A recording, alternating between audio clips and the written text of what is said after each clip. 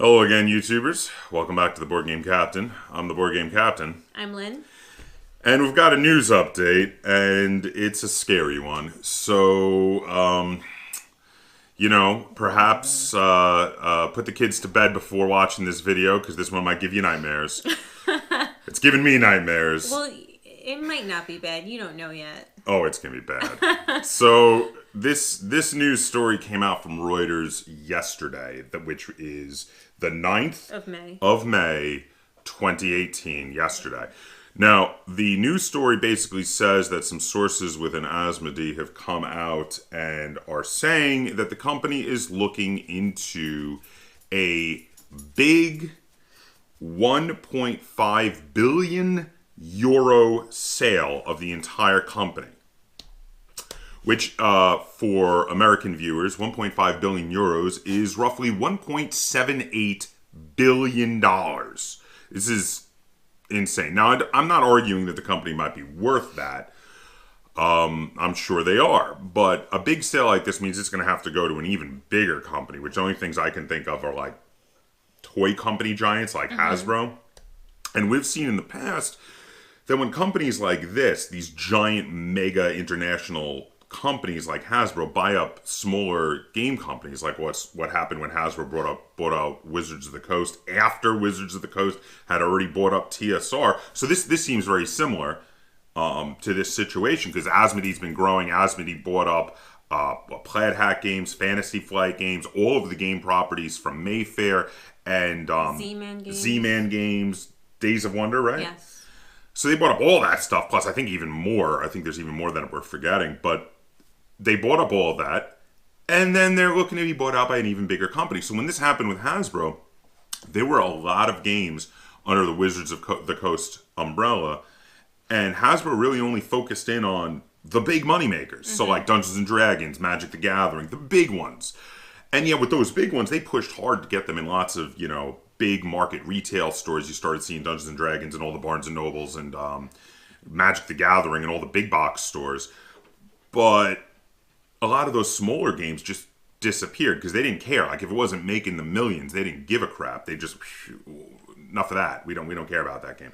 And this is something I'm very much worrying, because at this point, this seems like that situation, but on a bigger scale. I wonder if even, because there's so few big companies that I can think of. Maybe there's actually not, but I mean, I don't know. But it seems like there's so few big companies who would be interested in acquiring all of this stuff that it makes me wonder if they're even going to be successful, and they might have to actually piece it out, and then they would have to try and make their money back. What they paid for the little pieces. Yeah, piecing it out is not what they're looking at here. They're looking to lump sum it. But and if they're doing that, the only company into the game industry that I can think of that might be big enough to just buy that is Hasbro again, which frightens me significantly, because we've seen what Hasbro does when they buy up a big company like that. There are a lot of smaller titles under the Asmodee umbrella, and all of those would go out of print, never to return. They would just focus in on the big ones. So they'd focus in on, the Star Wars IP that they got through Fantasy Flight, to really focus in on the big Star Wars games, and they'd focus in on Catan. Catan would be huge. They'd focus in on Catan, but a lot of those smaller games that were to us successful games in the gaming culture, but they're not multi-million-dollar games. They're not gonna care. They're just gonna be like, okay, so what, Barron Park? We don't need Barron Park. And it's like, no, but we want Barron Park. That's a great game. I'm glad we already have a copy. So, I mean, what are your thoughts on this whole situation? Well, I don't really know what to think. I mean, when Asmodee started buying up basically roughly a quarter of the game industry, because they just buying up. I don't know. I thought they were buying it because they really wanted to grow. They wanted to grow, but apparently they just wanted to grow enough to turn around and sell for and make even a quick more buck. money. Yeah. Well, and here's the thing. So they bought up some of the biggest other game companies out there, especially with Fantasy Flight, which was the biggest. I mean, when it came down to it, Fantasy Flight had the most titles in print at any given time of basically any game company out there. They even had more than Asmodee before they bought Fantasy Flight.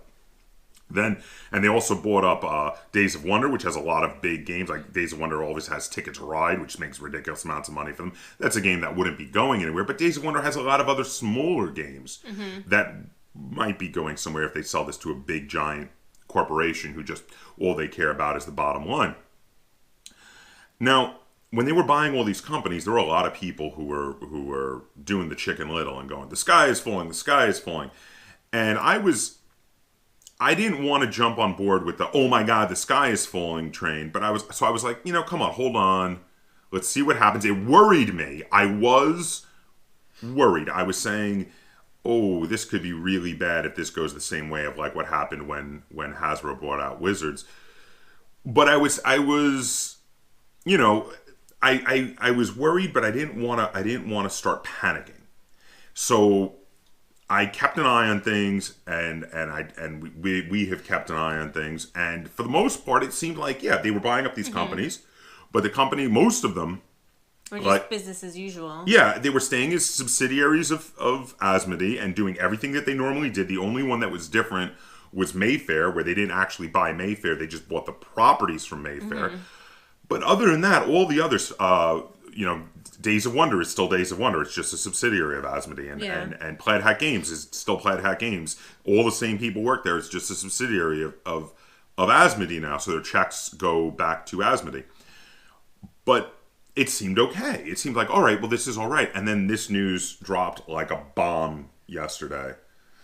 That really, this is just about money. About money. This is just about the investment for them. This is not about them growing and becoming the biggest game company in the gaming industry. This was about them increasing their investment and then selling it off for a pretty penny, which seems to be what's going on right now. And this is pretty horrifying. I think this. Now, I mean, okay, we don't know for a fact that they're going to be bought by a company who's just going to do away with 90% of their titles and focus in on the big money-making ones. We don't know that for sure. But we do know that they're going to have to be bought by a very profitable, very large company, because who else can afford, right? I don't know. I'm sure there's nearly $2 billion.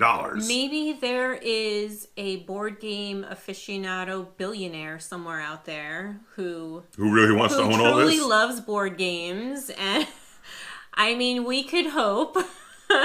Does he also already own a real unicorn and